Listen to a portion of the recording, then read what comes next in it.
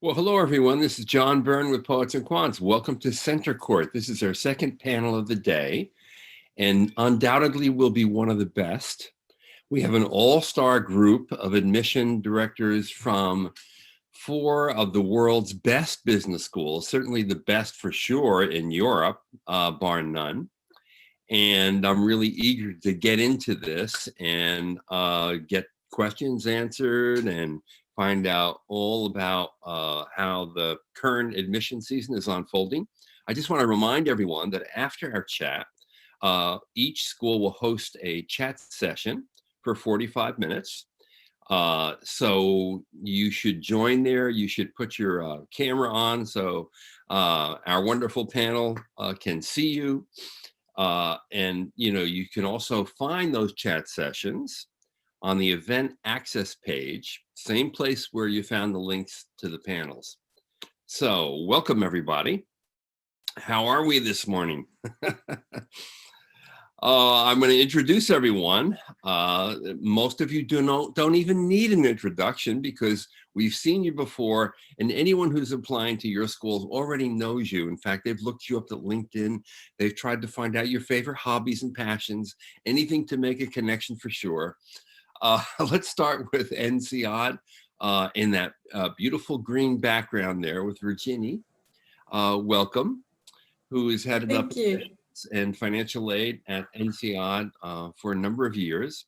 I just had the pleasure of interviewing her for a story that was really amazing because your application volume for your September intake was up over 50%.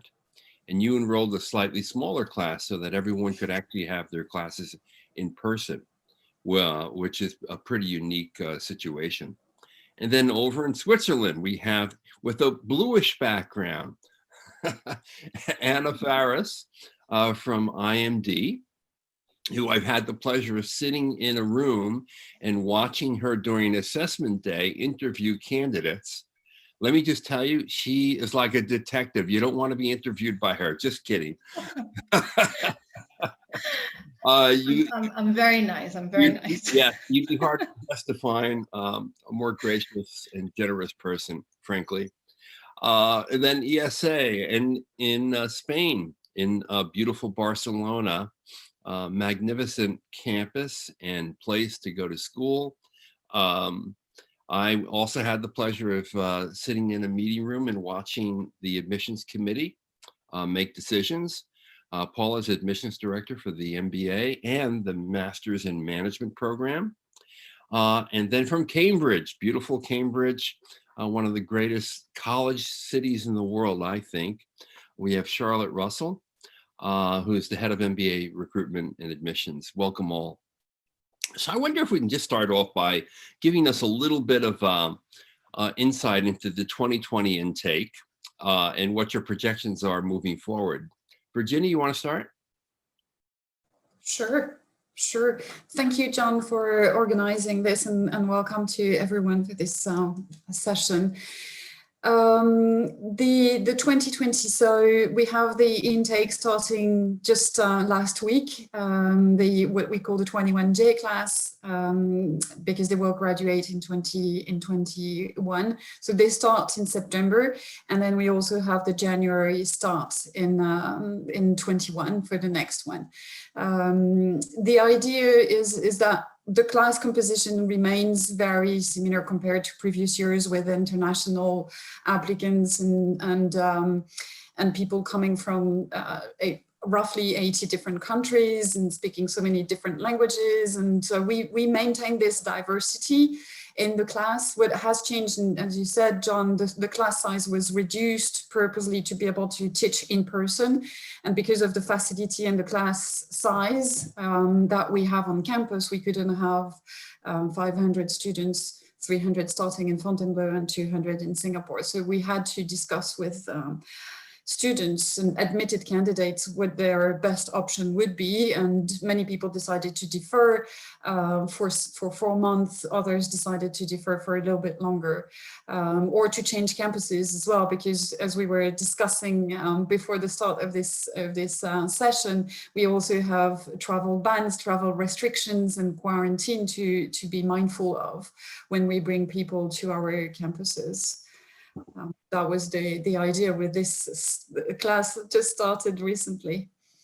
And you would expect a larger class during the January intake, right? Correct, yes, because by then we hope to have found other places where we can teach, so hopefully we're discussing with internally, obviously, with executive programs. We're discussing with the Fontainebleau town hall, the city where INSEAD is based, to see what other options we could look at. We should remind everyone that INSEAD has multiple campuses, so it has actually more flexibility on that level with bringing classes into Singapore and Fontainebleau. And I know that you even considered bringing in a class for the first time in Abu Dhabi, which you obviously decided not to do.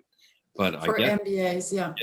I guess if this pandemic continues, you might be looking at other options as well, I imagine. Yes, exactly. That's like many schools now. This pushes us to be creative and innovative, and how to teach. What's the best way? Is it online? Is it hybrid? Is it synchronous? Asynchronous? This is the type of questions we have at the moment, all of us. And Virginie, did everyone who defer, will they get into the January intake, or will you spread out those deferments over several classes? We let people decide whether that was January their best option or September. It's true that at the time when they decided to defer, they had limited information in terms of how the COVID would evolve, right? So maybe January will be hopefully better than what we know at the moment, but we have no idea how the situation will be in January. So yeah, they have made this decision to defer to either, or. That wasn't us pushing them towards one of these. I see, right, that's great. Paula, what's the picture in Barcelona? Hey, John, thanks once again for having us here. Well, we just received the new students on campus on the 29th, so last week. We had started the activities remotely already. So for September, we reshuffled some of the classes. So some of them were delivered online for the first month. For this to buy a bit of time, as Virginie was saying, for people to sort out their visas and travel bans. And I think this was probably one of the best decisions we could make, because the students really needed that time. And now they're here on campus. It's been a week already. You can see the shine in their eyes to be on campus. The team of the MBA has done kind of a logistic miracle to fit everybody on campus safely. So the whole structure is a bit different. We have 350 students in the new class, so it's the standard size, but we've split them into morning and afternoon sections. So we have less people in a classroom, right? So there is a limit of 50 people per classroom, and this is where we're going. And so on campus, things are almost normal, because I think that we've all adapted, and the masks don't seem that weird anymore, right? So everybody has to be with the masks all the time, and including in the classroom. The cafeteria is all organized in a way that you only sit with the section that you go into class with, like you don't mix different sections or staff and professors. So the campus is really taking good care that we have all the safety measures for the students to be on campus. And I feel that they are so excited to be here that you can see that they are responsible. right? People were complying. Whenever the security comes to call people's attention, they understand. So we have security guards going around the campus to see if everybody's complying, if everybody's using their masks, if they are where they should be. So, and we're all doing that so we can enjoy being on campus safely. And how did the pandemic affect your application volume for this class? For this class, it increased a lot. So we had 15% increase over last year. There was obviously an increase in application towards the later rounds. Right. But in terms of the split of the class, it's the same. Well, okay, I'm not going to say it's exactly the same. We had some shift in terms of regions. So Europe grew a bit because I felt that there was an inclination towards more local markets, right? So US decreasing a bit, LATAM the same. So that gave room for Europe to grow a bit. But if you see the split, right, it's pretty similar. No? So it's still very diverse. We still have 50 plus nationalities on campus, 19% of Spanish, and then the rest coming from all over the world. Very good. And Anna, I know that you've rejiggered your classes as well to have in-person sessions. Want to talk a little bit about that? Absolutely. Thank you, John, also for having me, and thank you to all of the participants in this webinar. I'm very happy to be here. So we were able to welcome back all of our MBAs in June after 12 weeks of having to do virtual classes. So we put a lot of measures in place to keep the safety of our MBAs and staff and faculty. So we separated the class. We have a class of 89 actually this year, MBAs, and we were able to separate them into groups, into 2 different auditoriums. So now we have 45 and 44 MBAs in each auditorium. So that allowed us to keep the social distancing. We also put some plexiglass screens in front of each desk, again to allow them to be more safe, even though they can still wear the mask while they're in auditorium, because they have the plexiglass around them is not necessarily mandatory. It's completely mandatory when they're outside the auditoriums. They have to wear the mask everywhere. They have their temperature checked every single day, and if it goes up a certain level, they are not allowed on campus. And that's again the same for anyone who wants to visit on campus. And actually, we are trying to keep them in a bit of a bubble, so we're not allowing external visitors to come on campus unless they have been tested and they are negative, so that we can ensure that they keep healthy. Then we hope that they will be responsible outside of IMD, and they will not go and spend a lot of time on parties and so on. But we think that they're adults and they're quite good at doing that. For next year, actually, we're planning to do the same. So we are going to welcome the new class in January, and we will also have them divided in 2 auditoriums. Because the auditoriums allow us to have more people in the class, and we actually made the decision to increase the class size a bit. So hopefully we're gonna reach 100 MBAs next year, but we're still finishing up this year's admissions process. So I don't have the exact number just yet. Sure, and at 100, that would be the largest ever, because you routinely bring in 90 people and only 90 people. And only 90 people. And if you ask Sean why we have 90 people, and you generally expect a philosophical answer about that. And the reason really is very practical, is because we only fit 90 MBAs. We can only fit 90 MBAs in the classroom. There's no space for more MBAs. Now that we have divided them into 2 auditoriums, we can fit some more. So probably this means that we're not going to go back to the 90 MBAs per class in the future, and we're going to keep increasing the class size year on year. But it's not going to happen next year. We're not going to have 180 students in the class. No, it's going to be 100.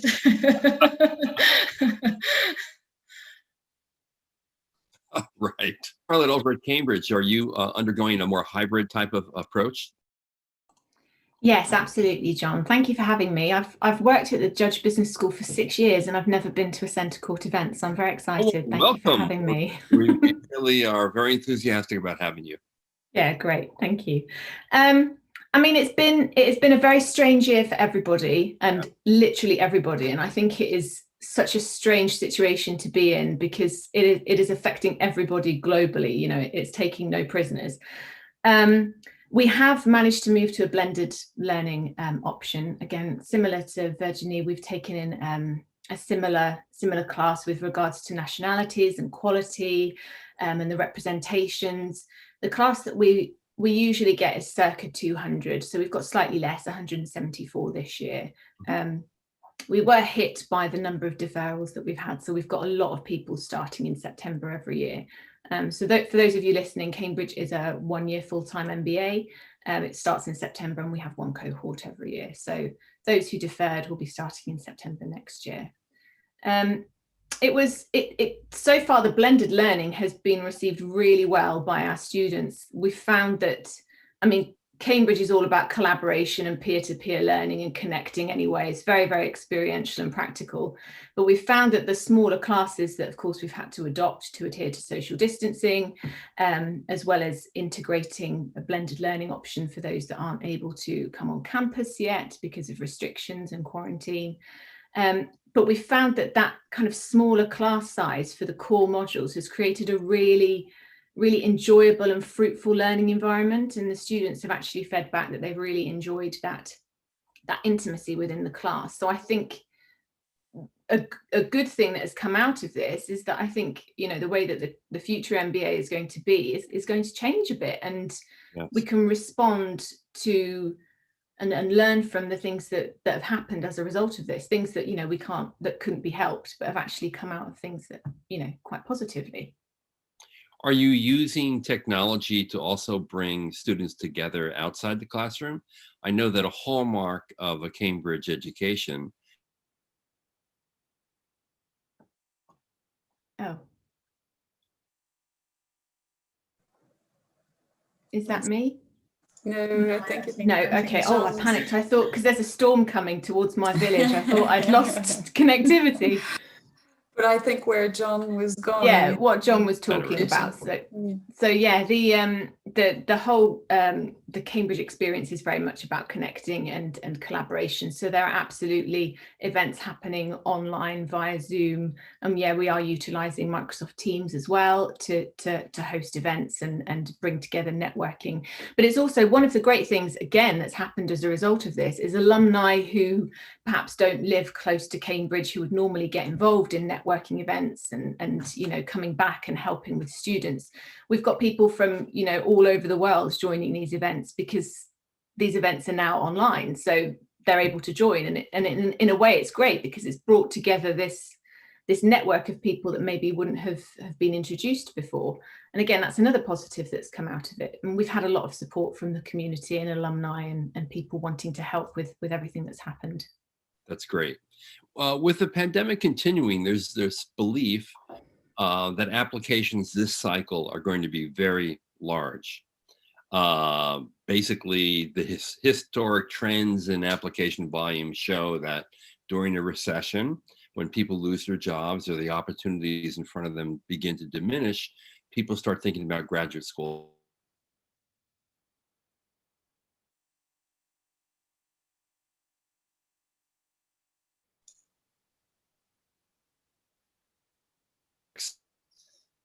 I wonder if that really changes the odds for a good candidate. Do great candidates still stand out regardless of how many people are in the applicant pool? Virginie?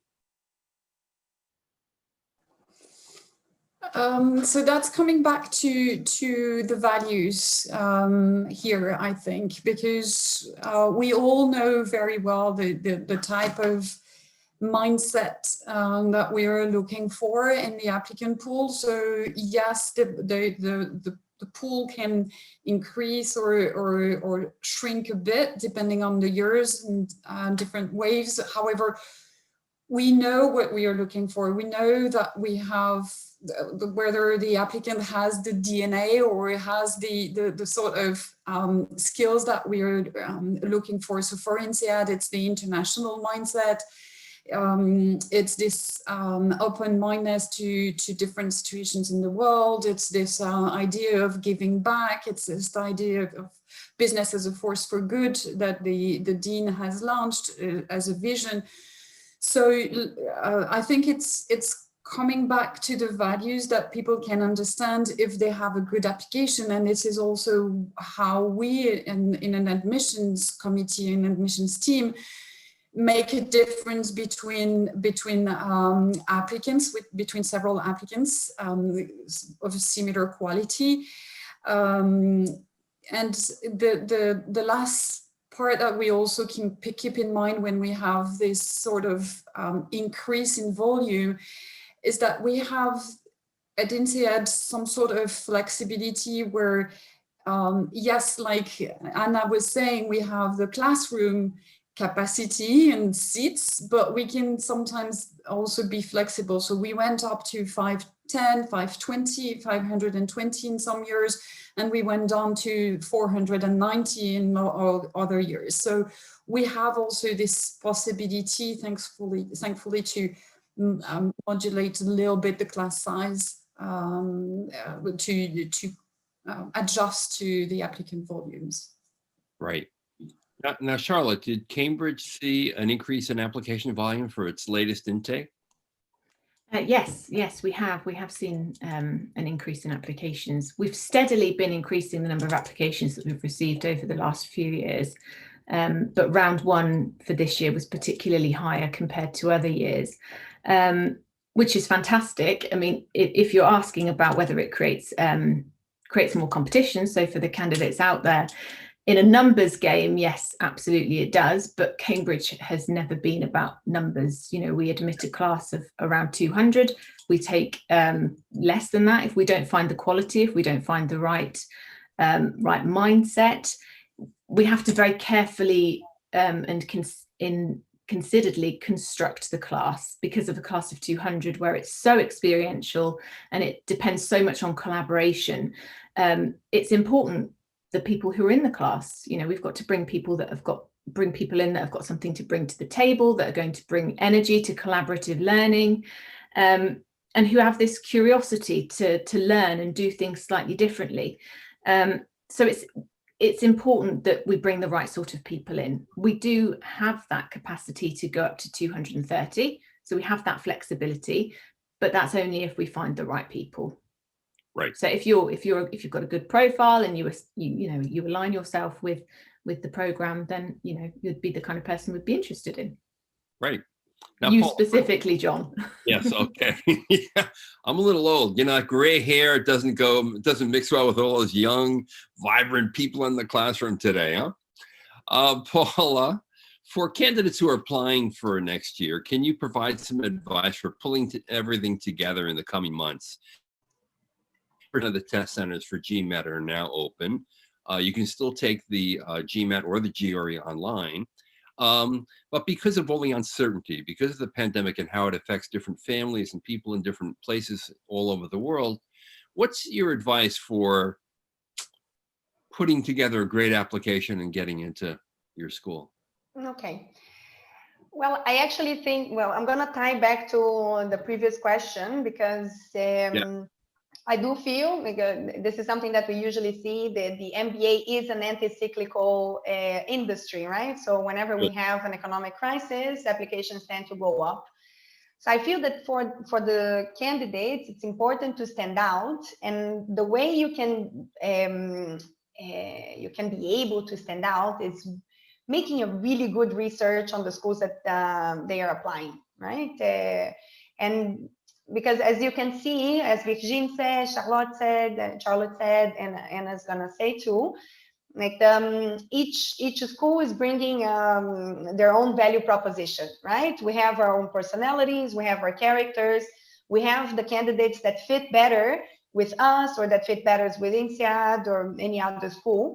So it's important for the candidates to really understand what are the hooks, no? So where do they fit with IESE, or where do they fit with all the other schools that they are applying? So it's important to tailor.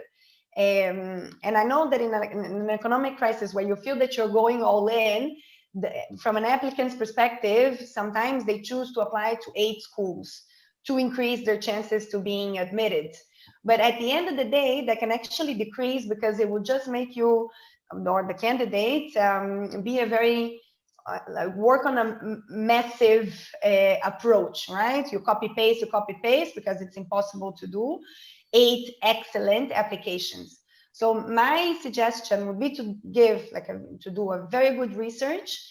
From a IESE specific standpoint, we've been doing a lot of virtual events.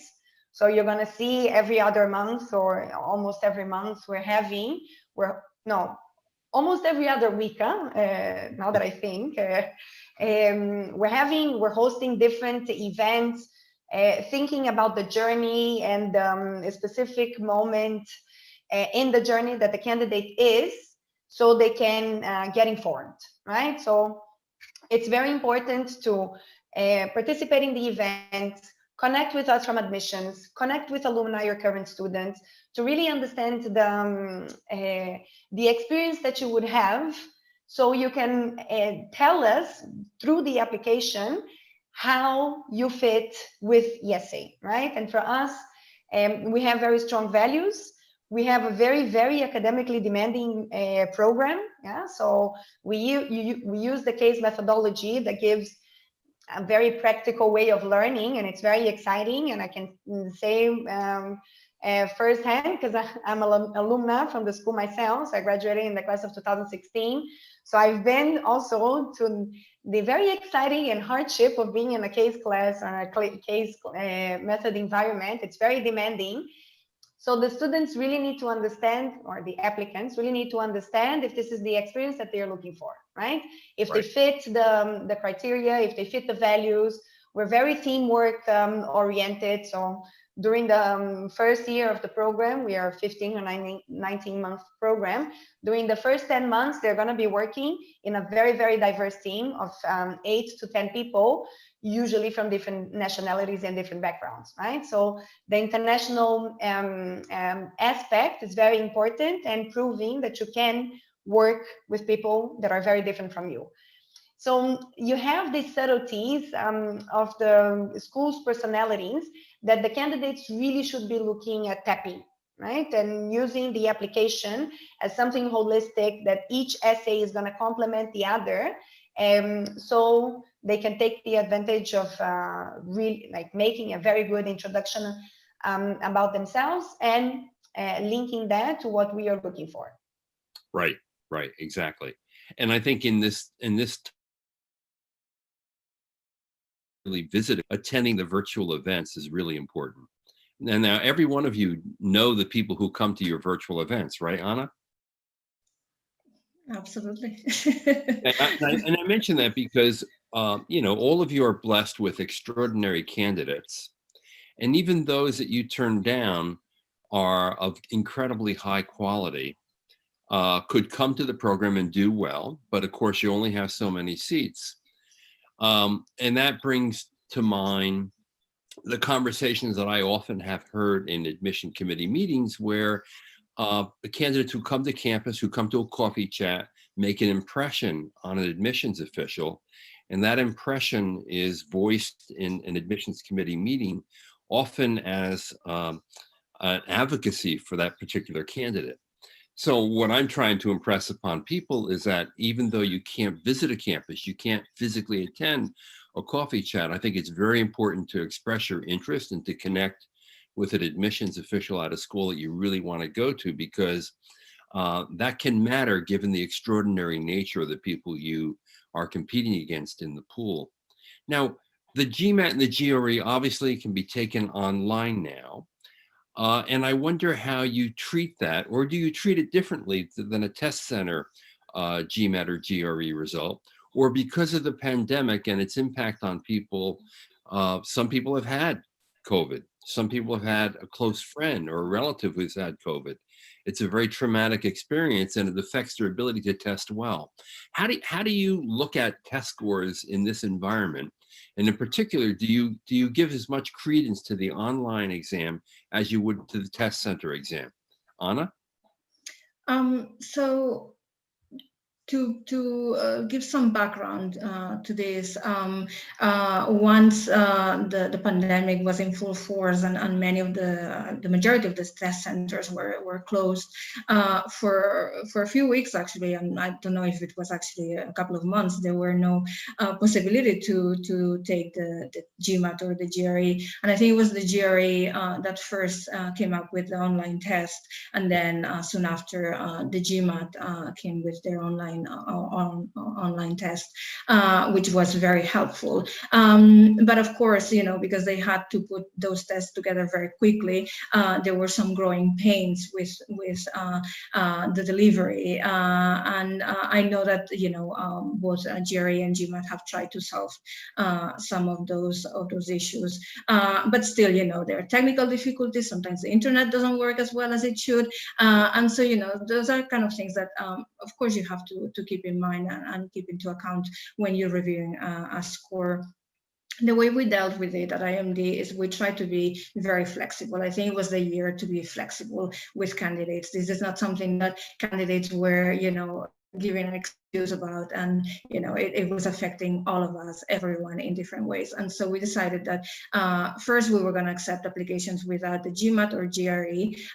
Not that we were going to make offers without the GMAT or GRE, but if they didn't have the test before submitting the application, they could submit the application anyway, and then we would wait for their score later on before we made the offer. And then we didn't have actually many candidates who decided to take the online test, but the ones that we saw, the main complaints that we found was what I was saying before, the technical difficulties with the GMAT. There was a problem with the whiteboard that they then fixed, and so on. So when there were those issues, we of course had the results into account. If we saw that the results were a little bit lower than one would expect, then we would have that into account.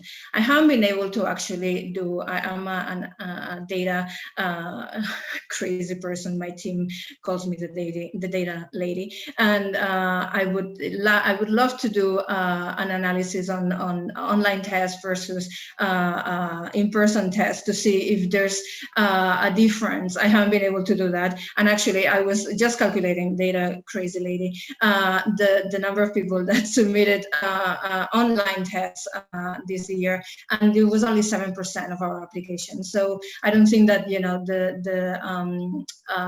analysis would prove anything one way or another.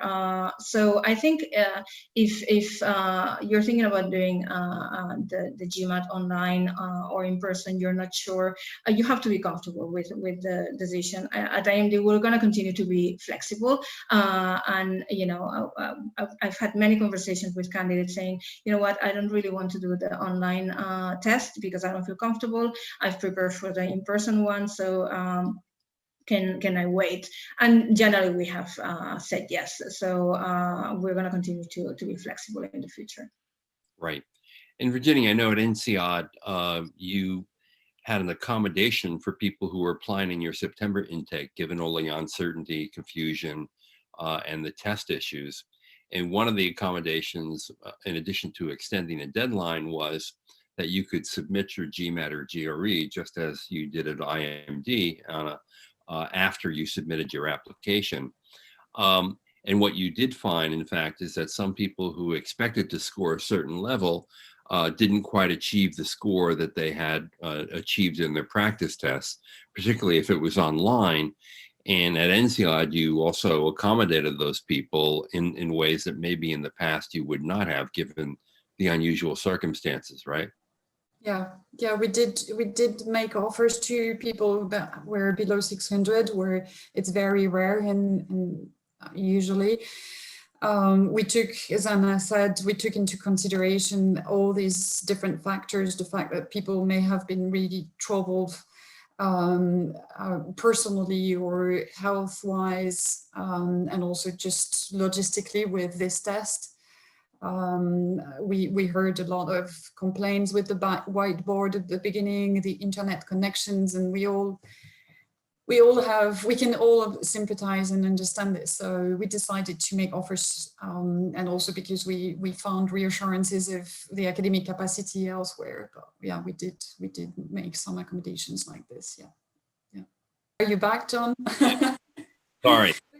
The good thing with admissions people is that we never stop talking. So if if you're frozen, we will keep going. Don't worry. And as you can see, if you're taking a GMAT or GRE online, the things that can happen to you that actually could impact your result. It's as simple as the internet goes down for a moment or whatever. I've even heard, in the United States that we have something called United Parcel Service. I know it's international to some degree, but not entirely.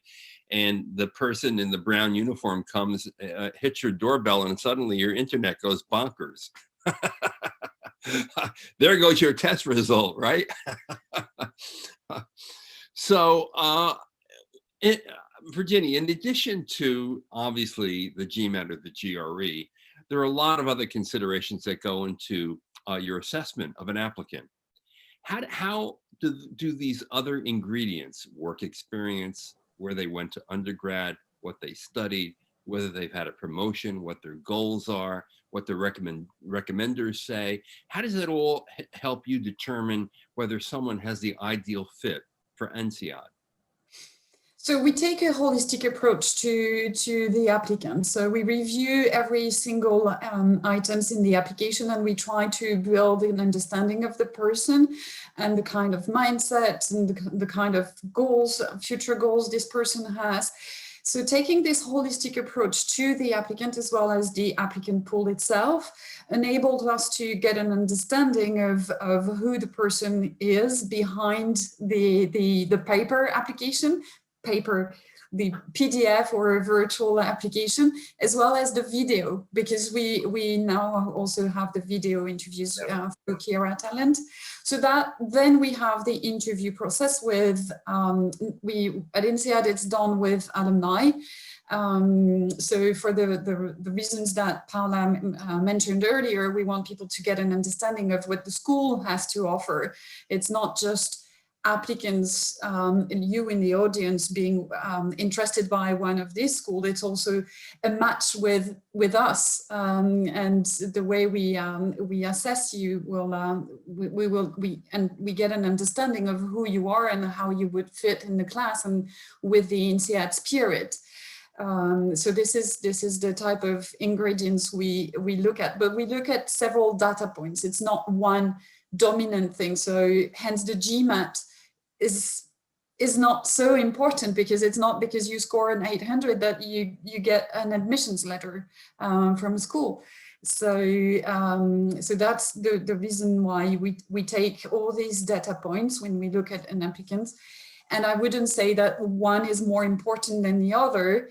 They all weight approximately the same, though for us, the open-mindedness is very important. So the fact that people can be in an environment and learn from people from different nationalities and different cultures and backgrounds is very important to us. So that is a summary for INSEAD. Yeah, and so is international experience of one kind or another. I mean, you look for people who, in fact, are global, who are globally minded, who may have worked or played even in different cultures and different environments, who may be fluent in more than one or two languages. It seems to me that's like an ideal person for INSEAD. Charlotte, how do you determine fit for judge? Yeah, that's a good question. One of the things that I tell people, I often get asked about, how do you make your application stand out? How do I make it, you know, better and better and better. We ask essay questions specifically based on what is important to us at the business school. So the questions that we ask are around collaboration and you know, resilience and how you deal with setbacks, as well as the careers essays as well. But that's a really important aspect of the application. You know, think about and reflect on those questions, and although of course maintain professionalism and answer them in a professional way, as you would with an application to an MBA program, try and answer honestly and think about your answer and how it relates to the question. Answer the question, of course, because you'll be surprised by how many people panic and then don't actually answer the question or miss the point. Right.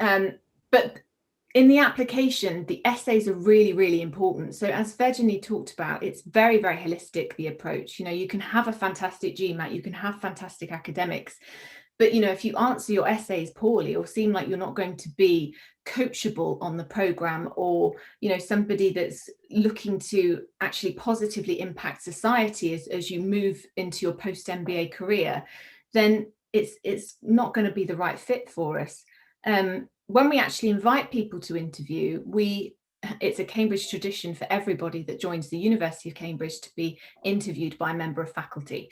So it will be somebody who is teaching on the MBA or has recently taught on the MBA who interviews you, and it's fit that they're really looking for in those 30 minutes. It's not so much a job interview, it's more a two-way discussion between both of you to work out, you know, are you going to be a great person in the class? And also for this person to think, actually, is this the teaching environment that I want to be in? Is this the learning environment I want to be in?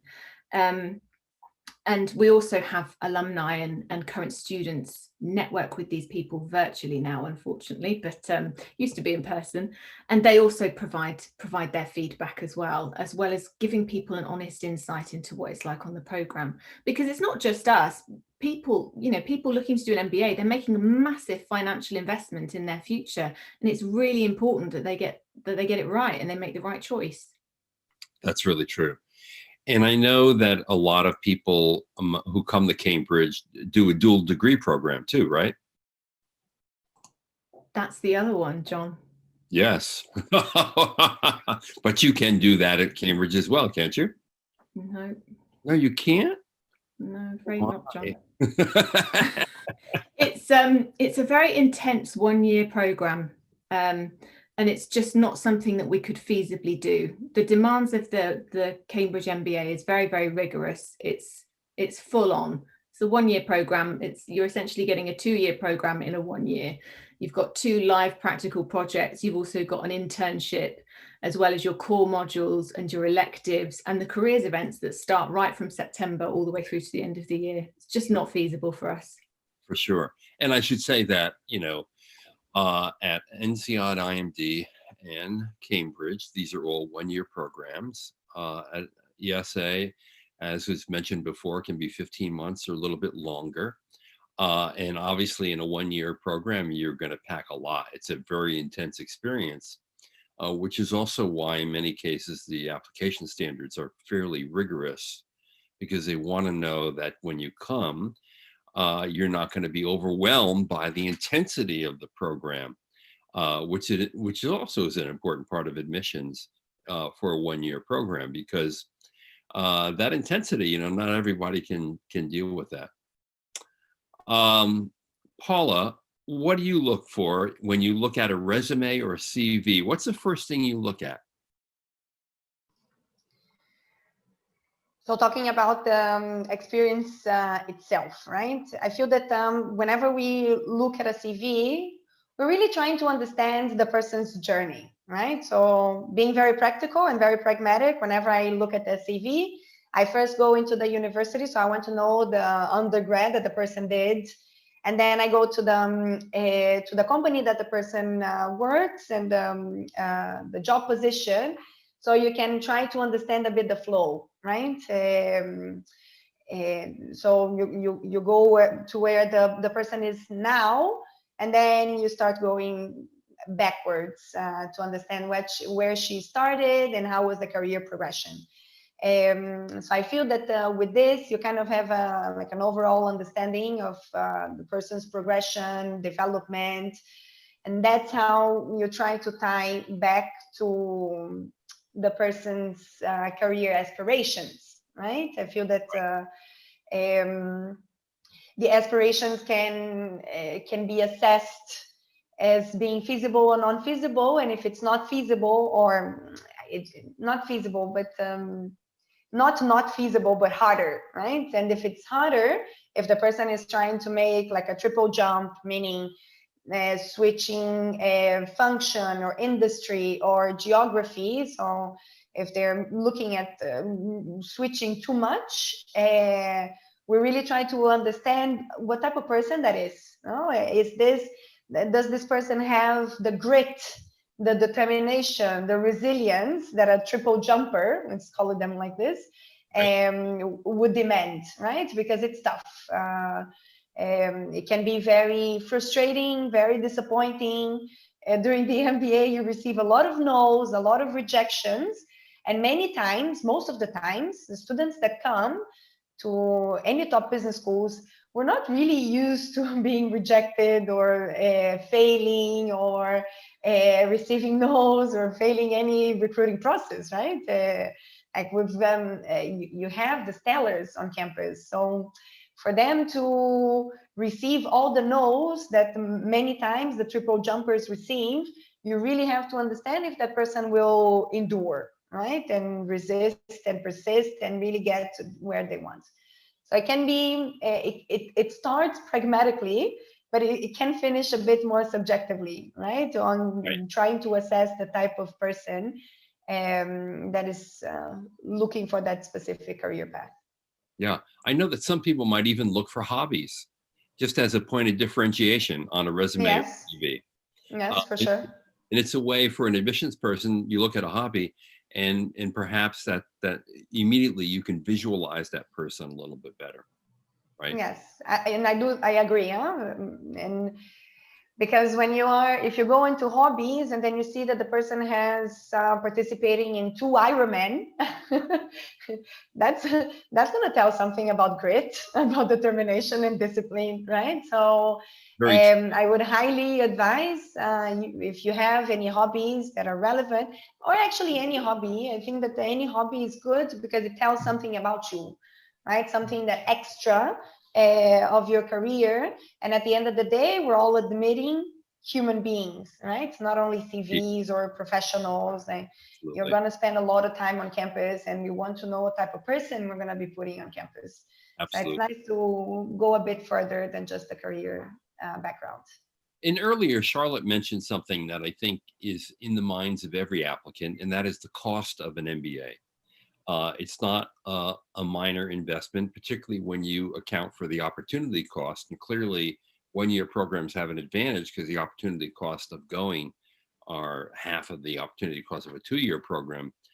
And I wonder to what extent your schools have scholarship aid for people and how you determine who gets scholarships and who doesn't. Virginia, you have an idea about that? Yes, sure.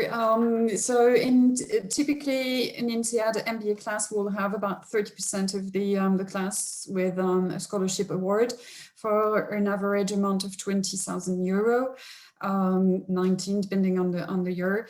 And there are different type of scholarships. Some are based on merit, others are based on need. Others use a combination of factors. There will be regional scholarships specific to one country or region, for example, and they are all advertised on the website. So I invite people to take a look because it's, as you say, it's a significant investment. And we see a lot of people applying to it and using a combination of a loan, a scholarship, and personal savings to finance the INSEAD program. Right. Anna, what's the level of scholarship support at IMD? So this year so far, and we haven't finished the class yet, so this percentage will change, but we have given scholarships to 47% of the class. Last year, we gave scholarships to 43% of the class. And the idea is in the future to be able to give scholarship to the entire class. So again, let's see if that's possible. But again, because we're a private institution and we depend on donations from alumni, that may take a few years, but we'll see. And similar to what Virginie was saying, we have some scholarships that are based on merit, some scholarships that are based on financial need. We have external donors as well that give scholarships to specific regions of the world or specific profiles and so on. We're trying to push also women to apply and to have more women on the class. So if you're a woman and you have an offer, chances are that you're going to have a scholarship as well. So I would recommend women applying to IMD to look into our scholarships, most definitely. And the truth is, I haven't met a dean in the last 10 years who isn't out raising money for scholarship support for the students, because there is the acknowledgement that it is expensive, and scholarships have become a bigger and more important part of the pie in financing your MBA. Charlotte, at Cambridge, what does that look like? Yeah, so we have consistently around 50 to 60% of the class receiving scholarships. That's been pretty much the same for the past 5 years. But what we have done over the past few years is increase the monetary value of each of the scholarships that we're offering. So every year tuition fees go up by a little bit, and I think it's really important that the scholarship value also goes up. So we have been looking at increasing the monetary value. We don't have any full scholarships, but we do have a good significant portion of tuition fees covered by scholarships. We also have merit-based bursaries. So all of this is outlined in the brochure on our website, so please do have a look into the details. But the scholarships that you can apply for are done by video. They are applied for. It has nothing to do with academics or GMAT score or anything. It's based on your answers to the questions in the videos. And then we have merit-based bursaries that we offer at the time of admission, based on candidates that have, a stellar background, great GMAT score, or performed exceptionally well at interview. But we're continually looking for more funding. It's not just women, but we're also looking to bring in underrepresented minorities as well. It's really, really important for us.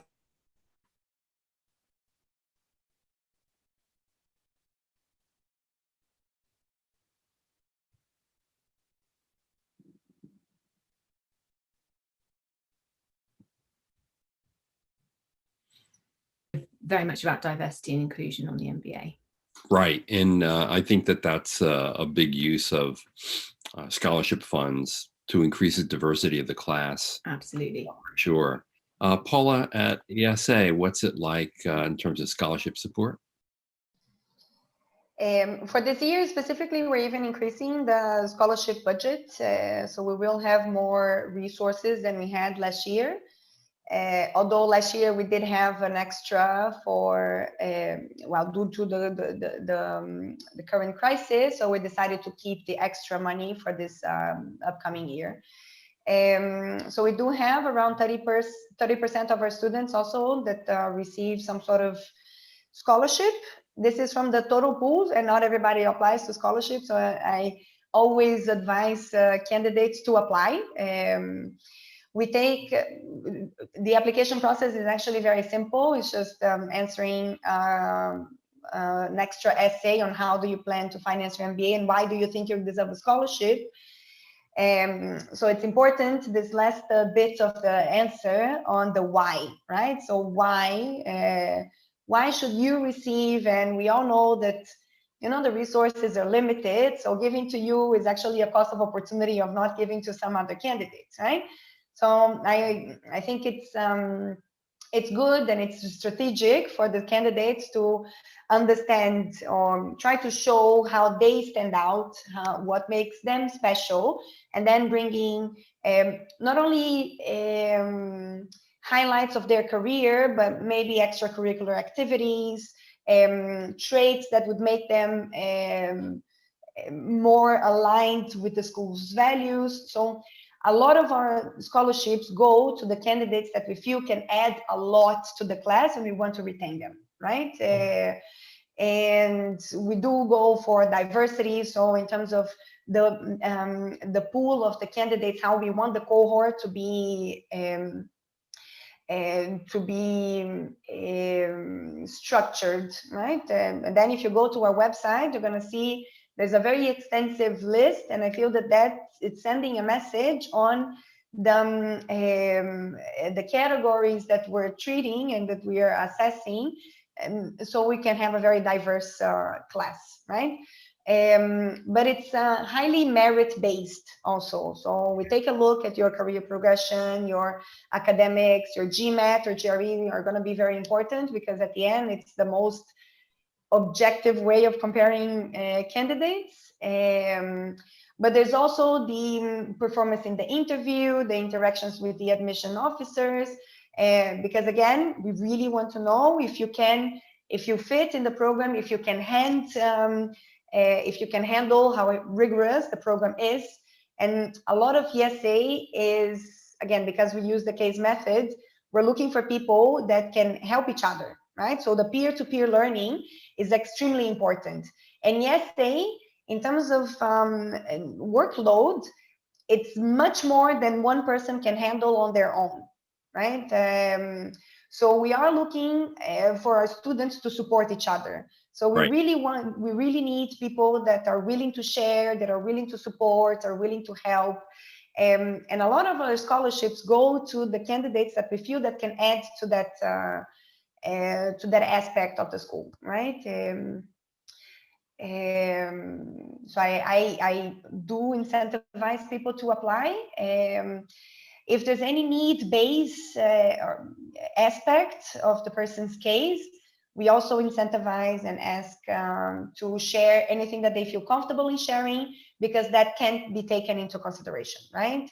If you do fit with the school and you also have, other than the merit aspect, you have the need aspect, we also take that into consideration. So share whatever the candidates feel sharing. And I should also add to everyone, who's out there who needs a scholarship to attend an MBA program, you should be applying early, in the earlier rounds, when the most money is available. That's one thing. The other thing I'll say is this, if you're coming from a country where your compensation is much lower than it might be, and you really need the money, then you can probably make a very good case, particularly if you're an exceptional student.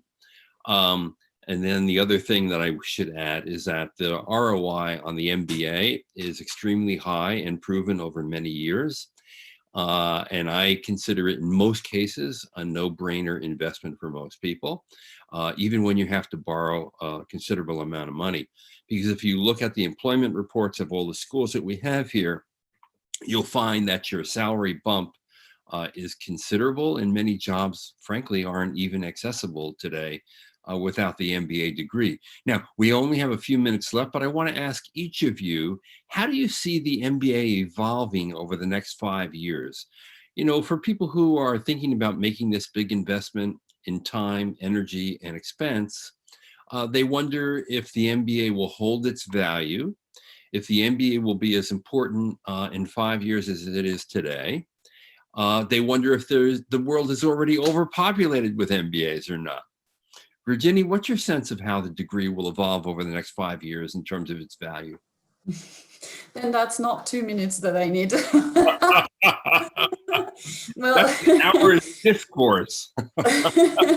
No, to be very honest, because this is a very interesting question that is in our minds, obviously, because we have to design the future classes for 2025 and even further.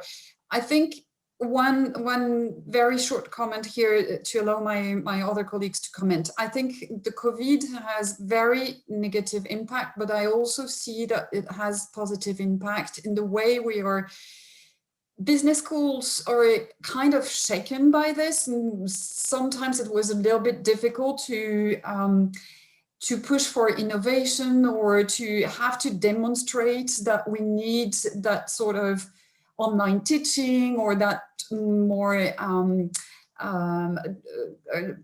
a Zoom call, for example, or this technology, it was a little bit difficult to demonstrate to the university leaders. Now that we have this pandemic, some of these stuffs are moving, and I'm sure we will keep part of it, be the online teaching, and the rest of the more social interaction, soft skills exchanging and learning will happen in person, and the rest that can be taught online will be online. So I really see there is opportunities in there. So that will be my conclusion here. So Charlotte, looking 5 years out, do you think the MBA will retain its value? Yes, absolutely. I think that the MBA program continually, just the general MBA program has continually adapted to the needs of business and responded to the needs of recruiters and candidates coming in. I think I agree with Virginie. It's shaken business schools up, and certainly in a world that education can be quite adverse to immediate change, and it can be quite challenging. Changes had to happen immediately. We had to switch our class to online within a week. A couple of days, things had to be taught, business had to go on. These things can happen, and innovation and entrepreneurial style is something that's been happening in industry for years and years. So it's actually really positive that it's started to happen in the education sector. And I mean, the way the world is going, everything is going to become more virtual. If the COVID has taught us anything, it's that things can be done virtually just as well as in person. And businesses are certainly moving that way. So education and teaching style had to come with it. Agreed. And I'm sure Anna and Paula would also agree with the two of you on this. The MBA will, in fact, retain its value. In fact, it could even increase in value because of the world's sophistication, complexity, the issues that we're dealing with today and we'll deal with tomorrow. So listen, I want to thank all of you. You're terrific today. All-star cast. I feel humbled by being in this webinar with all four of you at four of the world-class institutions to get an MBA at. Anna, Virginie, Charlotte, and Paula, thank you so much. Have a wonderful rest of the day, and stay safe and healthy. And I want to remind everyone that all of our four panelists will be in chat rooms that you can attend. Do put your camera on, do ask questions, and you can find the links to the chat sessions on our event access page. Thank you so much. Really enjoyed it.